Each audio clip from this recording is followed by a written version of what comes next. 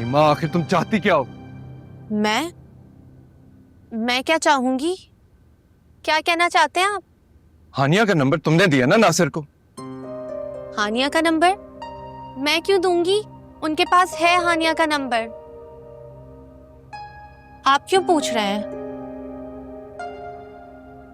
इसीलिए क्योंकि मैंने अपने कानों से सुने तुम पैगाम लेके आई थी उसका।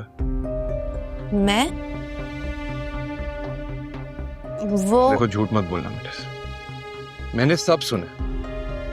हाँ, लाई थी मैं पैगाम, लेकिन मैं क्या करती? नासिर भाई बार बार मुझे फोन करके परेशान कर रहे थे और हानिया आपी मुझे मजबूर कर रही थी कि किसी तरह नासिर से राब्ता हो और उसे पता चले कि उनके जाने के बाद किस तरह आपी की जिंदगी शोलों की नजर हो गई है।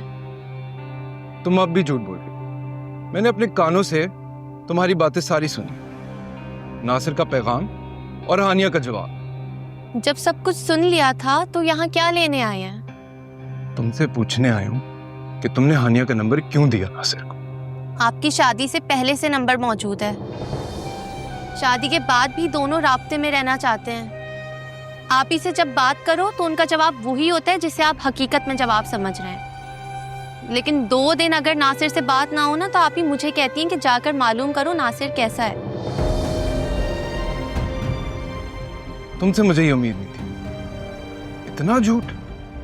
नईमा, मैं वहीं खड़ा हुआ था, तुम दोनों तो वहां अकेले खड़े हुए थे, बकौल तुम्हारे तुम उसकी हमराज। तो क्या जरूरत पड़ी थी हानिया को फिर इनकार करने की? बहुत सीधे हैं आप, और आप ही हमेशा से बहुत महतात हैं। वो जानती हैं कि दीवारों के भी कान होते हैं। बस कर दो नईमा। मैं गलत नहीं बोल रही।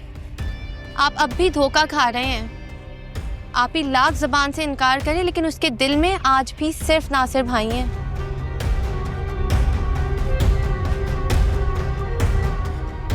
ठीक, अगर ऐसा है तो मिलाओ कौन नासिर, कराओ मेरी बात। क्या क्या बात करेंगे? क्या बात करूं? मैं उसे ये बात करूंगा कि अगर हानिया सच में इतना तड़प रही है उसके लिए तो ठीक है, आजाद कर देता हूं उसे।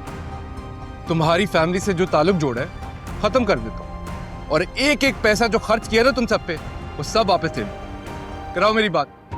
अभी इस वक्त इतनी रात को? मैंने कहा कराओ बात, इसी वक्त मेरी बात कराओ उससे। आप ही के पास है नासिर भाई का नंबर, आप जाकर ले लें।